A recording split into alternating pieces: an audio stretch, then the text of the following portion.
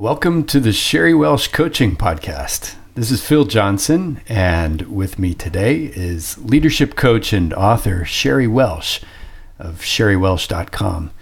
Sherry coaches both individuals privately and also works with groups within companies. You can get a copy of her book, which is titled Slowing Down: Unexpected Ways to Thrive as a Female Leader, from any of the major book retailers. Sherry, thanks for joining us today. Happy New Year. Thanks, Phil. Same to you. Great to be here. Well, it is the beginning of a new year, and with the beginning of a new year, it's very common to do a lot of goal setting New Year's resolutions. I think personally, the stereotypical ones are to make diet and exercise goals, and there's sure a lot of goals that are set in the corporate world at the beginning of a new year as well. How much do goals serve us, and how much do they discourage us? That's our topic today, and maybe I'll throw it to you now, Sherry. Can you give us a little bit of an intro? Sure. You know, as I work with clients inside corporations and the groups that they're responsible for, as well as the actual group sessions I've done over the past couple months, as year end comes to a close and as individuals are starting to reflect on, what they did this past year, how much they accomplished, how much they didn't do that they thought they would get done, there becomes a sense of discouragement. And as new goals come into January and the new year, and the team is starting to get the outlook that maybe, the projects are starting to shift around, the economy is potentially changing and maybe softening, so we might have to reduce budgets and reduce headcount. There's starting to get to be a sense of anxiety building around goals and around what's ahead. So I thought about what that means, right? What it means for me as an individual when I set my own goals, as well as when I was in that world of goal setting in corporations with teams individually, my contribution to the whole, as well as the teams I was responsible for leading. Mm-hmm. And so I remember those days, and how easy it was for goals to change throughout the year, and how easy it was to wait until year end to have all the excuses of why I didn't do what I said I was going to do initially. Mm-hmm. And these are all the reasons why. So it's a really defensive position that I was experiencing at the end, and that's my level 2 kicking in, mm-hmm. fighter mode. Also a feeling of helplessness, of level 1 victim energy that, it was the economy or it was the customer. They changed their mind, or our engineering team couldn't get the design right.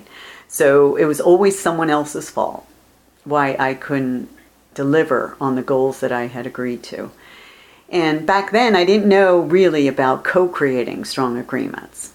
It was, we sit in a room, we kind of both say, okay, this is how it's going to be. And I'm like, okay, yeah, that makes sense.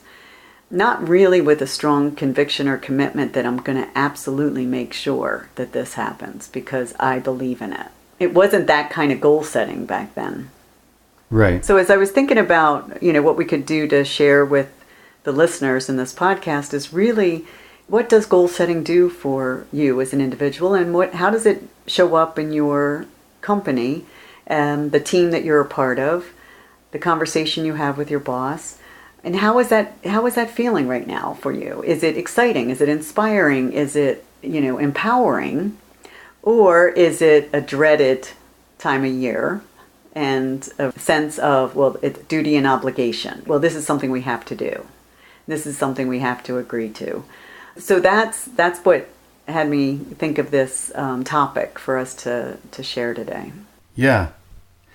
So when we look back on the year that just passed, if we missed our goals, which might be pretty common in the context of a company, we get discouraged by that. If our outlook economically for the coming year is less than stellar, then goal setting is kind of scary. When goals get set, we often are on the expectations side of what we talked about in a previous podcast with expectations versus agreements, where we all sit down in a room, we talk things over, and some goals get set for the year. And then I go off and I operate on my own all year based on what I believe is expected of me. Mm-hmm. Exactly. So I guess in that context, with missed goals or not having a good outlook on the coming year or operating based on expectations, goal setting doesn't serve me so much. What's the flip side? How do we turn that around? Yeah. It's a great question, because as you were just saying, when you bring the energy into a goal setting conversation that is defeated from what happened last year, that is concerned and scared about what's coming up, what some of the potential future indications are, the market's softening, we got to reduce budgets, we had to do this. And the idea is we start to label it as it's going to be a challenging time. It's going to be hard. We have to make some tough choices. All those words, all that language brings that fighter energy to the conversation. It's defensive. All of it is defensive. It's, you can't hold me accountable for this year because the economic outlook is bleak to begin with. Exactly. And so defensive and defeatist, right? That you even fall down into victim energy, level 1, because you're like, well, since the market is slowing down and we won't have the budget to do everything, the customer wants us to do, or everything we as a team plan to do to make the business better, we're dead in the water coming out of the starting gate. Mm-hmm. So when you have that kind of mindset and that kind of energy, you don't have much enthusiasm for goal setting. So it's going to be really a disservice to be setting goals when you're in that mood, when you're in that level of thinking. Right. So your question was, what do you do? What do you do about it? So what I've learned to do for myself, and honestly, Phil, I'm learning every day, again and again. So it's not like I'm an expert by any means. I'm just learning for myself. I've been working with my coach, Steve, now for 5 years. And I keep going to him with, Steve, I'm really getting a little discouraged with this particular part of my business, or I'm getting discouraged with this particular situation in my life. I'll say my physical fitness level is a bit, lower now because the business I'm in is more sedentary. I'm on the phone, or I'm on a video with clients, or, I'm sitting on an airplane going to clients. I'm not exercising like I used to. I'm not moving as much as I used to.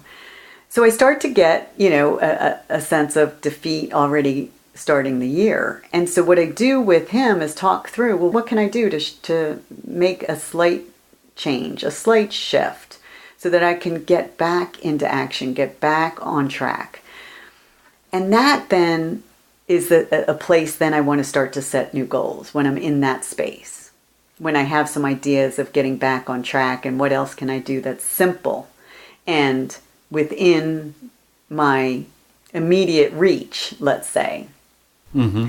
Yeah, so it's not like setting a goal, I'm going to run a marathon. Well, first of all, that's, so far out of the question right now. It's more, this week I'm going to get up and take a walk each day for 20 minutes. Like simple things to get moving. And then I can get more inspired to do things differently in other parts of my life. Same with corporate goal setting. When you're in a company, a team, and you're starting the year and the discussions get started with, everybody has to cut their budget 10% because the forecast is looking pretty grim. Okay, let's go back and talk about what ideas can we generate to reduce cost to get that 10%, wherever it's going to come from. Let's stay open and creative to come up with that and really see the value in setting that goal to get 10% lower cost out of our system. Mm-hmm. Like, what benefit does that bring to the business right now, but also for the long term, right? It makes us more agile. It makes us leaner. It makes us more flexible. It makes us more clear on what we're up to. So reframing what's going on and what you're doing in your business and what your team is all about. That's the benefit of having these quote unquote tough times where you have to cut some headcount, you have to reduce the workforce. Well, you're going to start to really get clear on what do you really need to be in this business.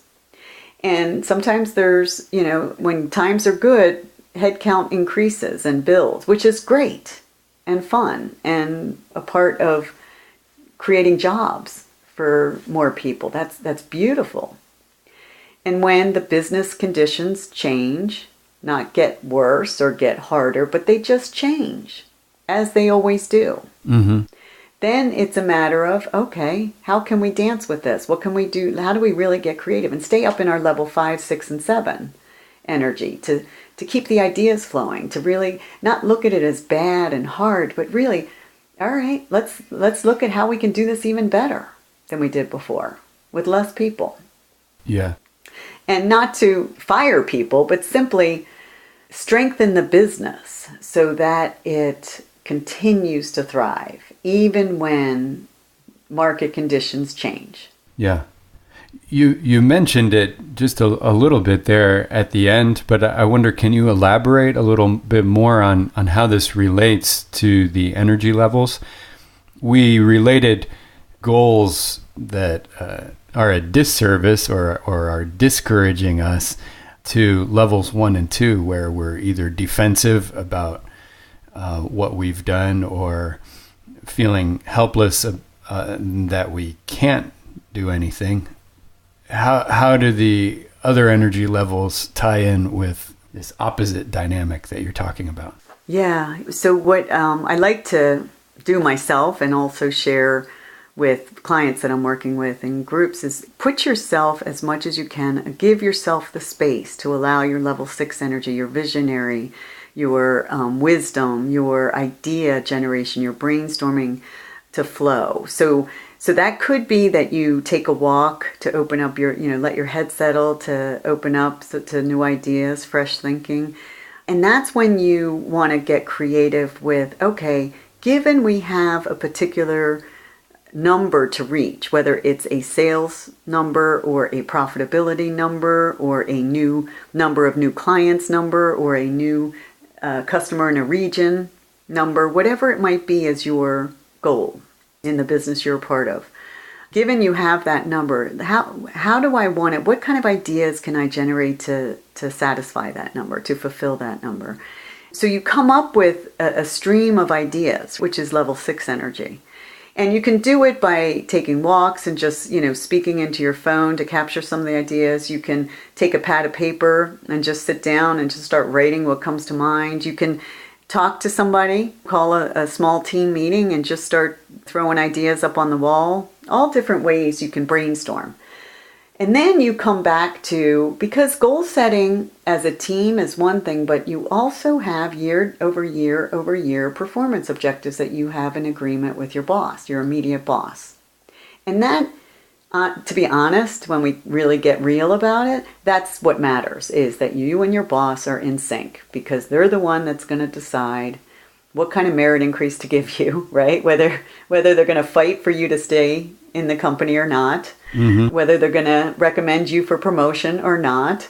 That's really what it in the end comes down to most times. So then you come to your level 5 to really become true partner with your boss as you co-create a strong agreement on what you're going to agree to, sign up to as it relates to goals for this upcoming year, and how you're going to connect with each other throughout the year on a periodic basis, on an ongoing basis, as the goals shift and change, which they will. Inevitably, they do. And they always do, because we're in a non-static living environment. Business shifts and change throughout the year. So your goals are going to shift and change throughout the year. And the idea is that you stay in that level 5 energy and take ownership and want to be a true partner in ensuring that you connect with your manager or boss as the year goes on, when one of the goals that you agreed to is now different. So, for example, when I was in the automotive world at Bosch, we would have, extensive goal setting year over year over year. And the business would always, we had an amount of sales revenue we had to get with the various customers that I was responsible for. Mm-hmm. Well, there were many customers and many projects that were coming up for a potential award. And so we had a number we had to hit. And the idea was, okay, we know which projects can fit into this number. Well, then we wouldn't get one of those projects for many reasons. Mm-hmm. So what we would do is sometimes be totally defeated and give up. Mm-hmm. But most times we would regroup and say, all right, well, what else is out there that we haven't thought of yet? What other projects may have come in that we didn't consider, that we didn't have on our radar? What other way can we generate revenue that we didn't think of before?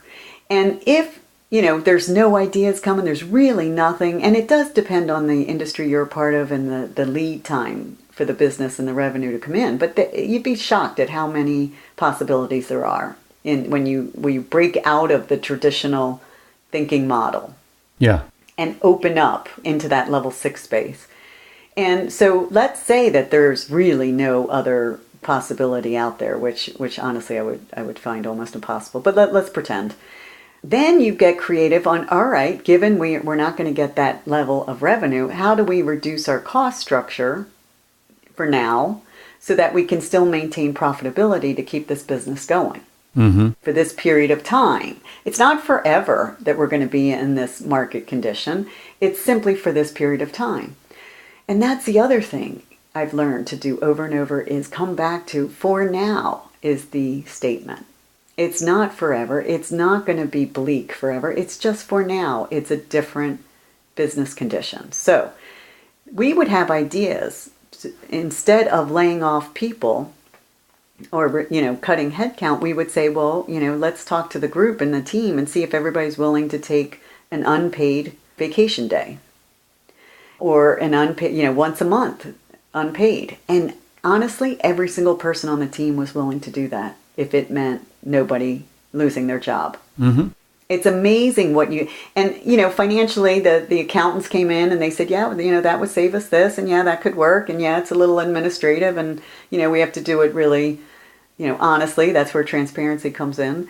But those ideas came out of nowhere, which is the wisdom we all have, that level 6 we all have. And so you can really come up with some creative ways to manage a situation to still accomplish the goal in a way that looks different than what you thought it was going to look like, when you first said it. Mm-hmm. And that's staying in relationship and connection and communication with your boss as a true partner to proactively talk to them, keep them updated on how it's looking.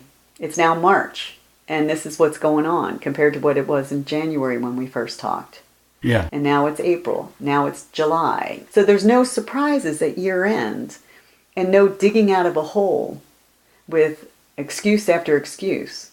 It's just, it doesn't feel good.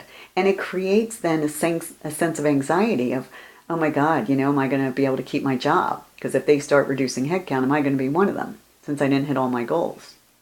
And that's what's fresh on my boss's mind, that I didn't hit my goals. Yeah. It's not, the understanding and the relationship that I've kept and nurtured throughout the year, that, he or she is very clear on what happened throughout the year. Not, well, yeah, you should have let me know sooner type thought process. So I don't know if that answered your original question, but I get really excited about this topic because I'm just fascinated with how it plays out. Yeah.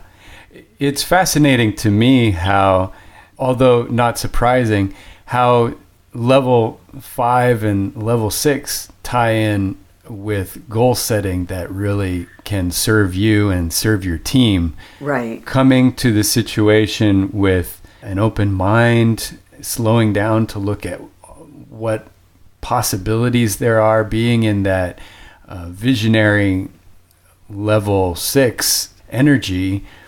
It's looking forward, not at what can't be, but at what can be, and then reaching out to others to partner with them to see, how can we work toward this goal, this thing that we realized is possible in a mutually beneficial way. That's a beautiful way to look at goal setting, and I think probably an enjoyable and invigorating kind of way to approach it.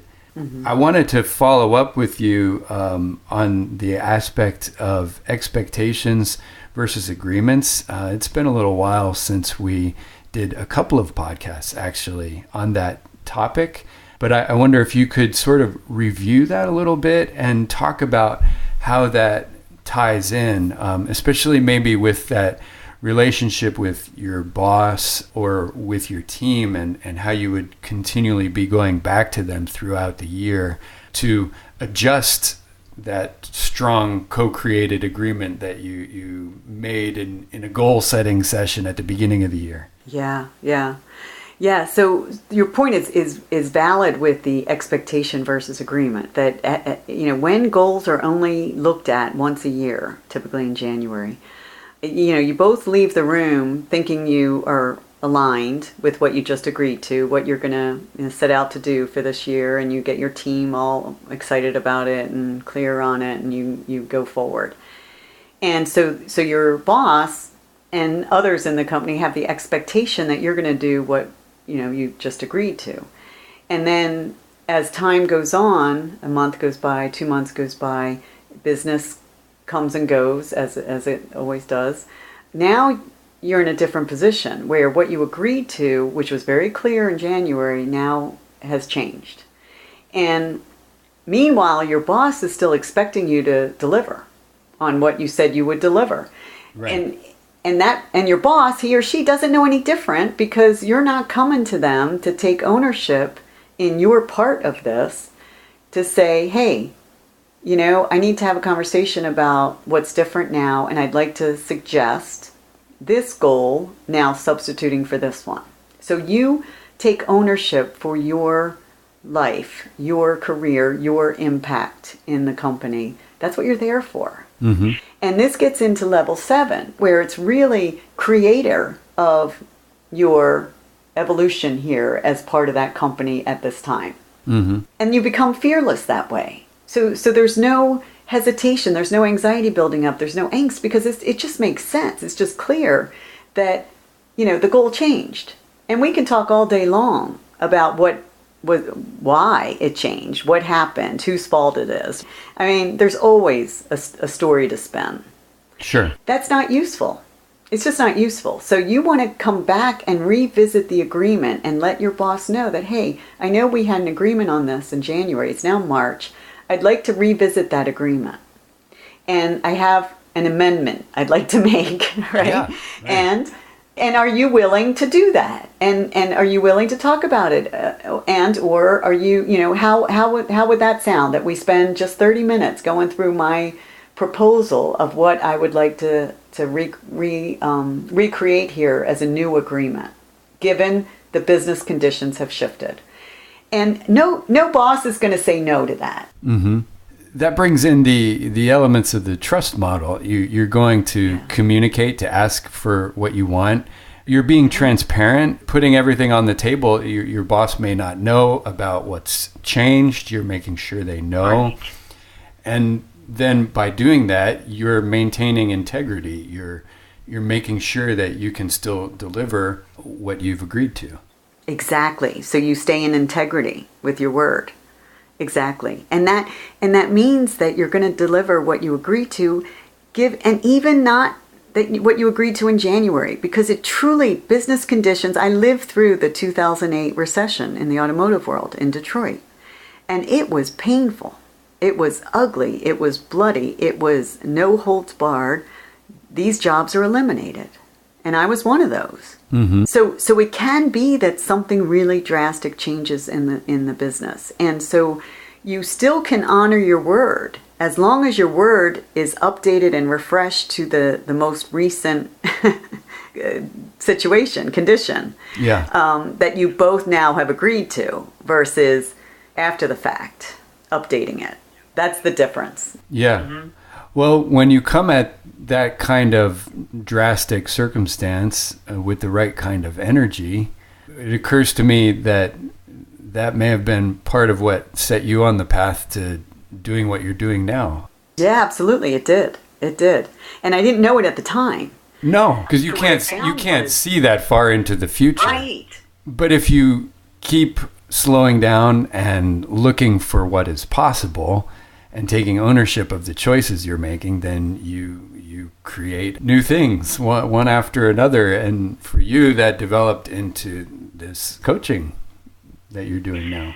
Yeah, and I wouldn't trade it for the world, that experience, because number one, it took away any fear of losing a job again, because I experienced it, and I realized I was still okay afterwards, that I was still able to find work. It was different work. It was consulting work and a different business model than what I was used to for 22 years. And it worked beautifully for that year. And then I was able to find another position that was, global sales in a totally different industry. I met people in France and New York and all around the world, Brazil, that I hadn't met before in the world I had been a part of, that opened up new relationships, new experiences. And I'm with you. You have no idea how it's going to benefit you unless you're open and willing to have it be an experience that's going to be beneficial, which they all are, always. However, I've seen people not recover from some of those situations, the job losses, and then they just stay down and they're feeling, there's nothing they can do. They're always going to have a problem. And then they live in fear of that happening again. Mm-hmm. And so they stay constricted. And so when it comes to goal setting, they're not going to put their neck on the line. They're not going to sign up to do some of these goals because it's too much, it's too big, and it's not guaranteed that they're going to be able to hit it. And that's the level 7, gets shut down. Level 7 is where fearlessness is, where you just know that it's going to be fine and you're going to keep going. And that's the part that I love about the energy leadership, that, it's recognizing that, yes, I did. And I guarantee you, Phil, when I first lost my job in 2008 and I'm a single mom, I was scared. Sure. And I felt like a victim at first. And I quickly, pulled up my bootstraps, because that's what you got to do, and asked, is there any way that you can extend? They said, no, sorry, there's no way. And it was really something, and I never expected to be in that position again in my life, based on the career I had had up to that point. Yeah. And it was such a gift to be told, no, there's nothing we can do.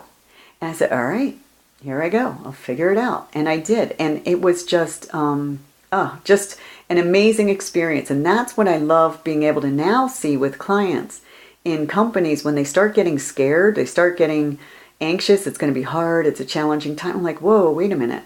Let's really dance with this and get creative and see as a team, get your collective heads together. Let's talk through some ideas on what you can do to keep investing in yourselves, keep investing in the business, keep serving the customer above and beyond with a different model than you had previously. That's all. Yeah.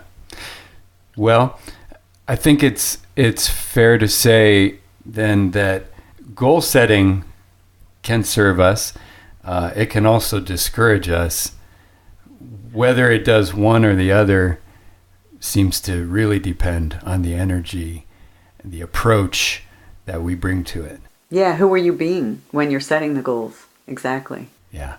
Thanks, Sherry. I think this is a great conversation to start the year with. I hope it changes how a lot of people view the goal setting that's going on at their companies that they can't avoid.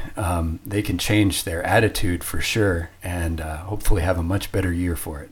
So thank you for this conversation. Yeah, I hope it opens it up a bit anyway. Thanks, Phil. And thank you for listening today. Be sure to subscribe to the Sherry Welsh Coaching Podcast. You can find it on iTunes, on Google Play, YouTube, and on other podcast directories. For Sherry Welsh today, this is Phil Johnson. Thanks again for listening.